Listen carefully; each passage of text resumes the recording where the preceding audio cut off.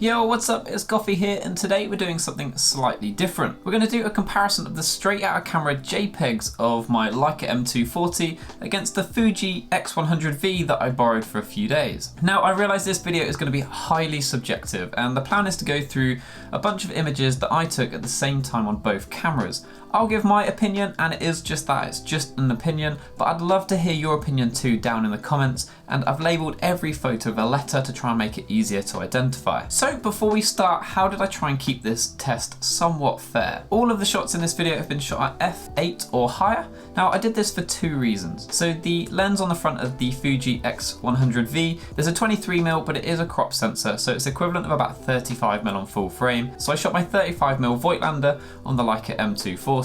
Stopping these both down to f8 kind of removes some of that sort of lens character and lets us focus on the JPEGs. The second reason is that shooting at f8 hides some of the bokeh, and it should make it a little bit less obvious which one's the full frame and which one's the crop sensor. Both of these cameras were shot in their default JPEG settings, so I didn't play around with anything, I just kept it as default. In terms of JPEG customization, the Fuji is the clear winner here. With Fuji's long history of film stocks, something they seem currently keen on making history, RIP 400H, Fuji have built into the camera lots of different film emulations, and I tried them out with this shot.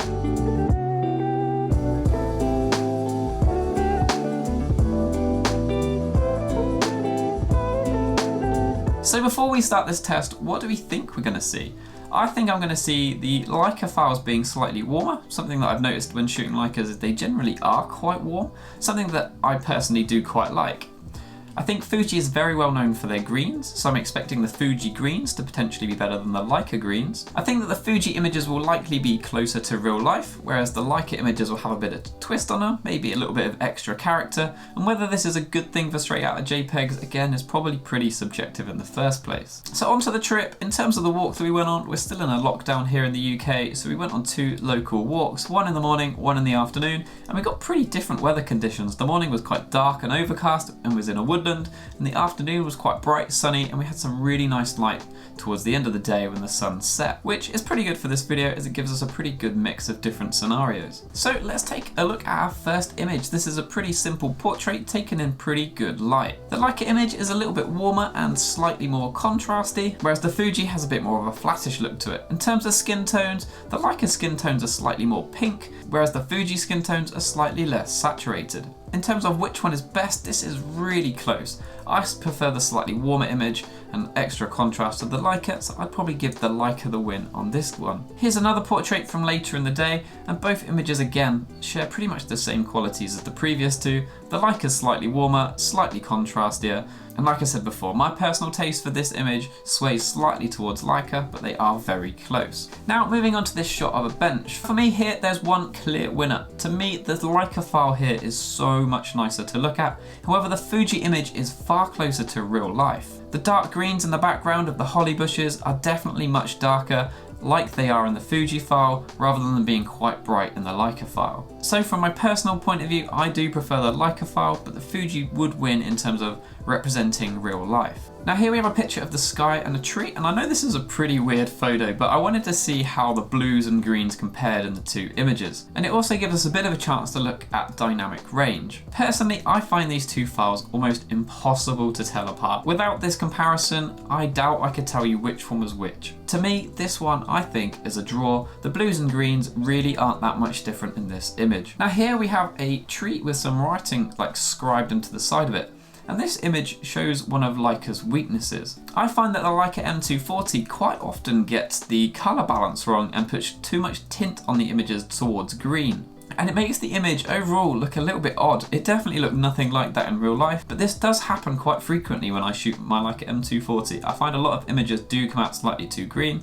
Now, this is something in post that's really easy to fix, and normally just the auto settings in Lightroom would fix it, but this is a JPEG shootout. So in this case, the Fuji is the clear winner. And also over the course of the day, the Fuji, I don't think got the color balance wrong in any image I took. If I went through every single image, I took about 400 in the time I had the camera. I can't remember seeing a single image where the Fuji got the colour balance wrong at all. So next up we got this image of a sort of tree hut that's been made by some kids, and I think we're starting to see a bit of a pattern in terms of the character of these images, and I think by now you could probably tell which one's which. The Leica image is quite a lot warmer and the Fuji image is quite a lot cooler. Now the thing with this is, I feel like this really affected the browns in the image. The Leica has far nicer looking browns because of that extra warmth. Now in terms of importing both these images into Lightroom, I was interested to see just how different the colour balance was.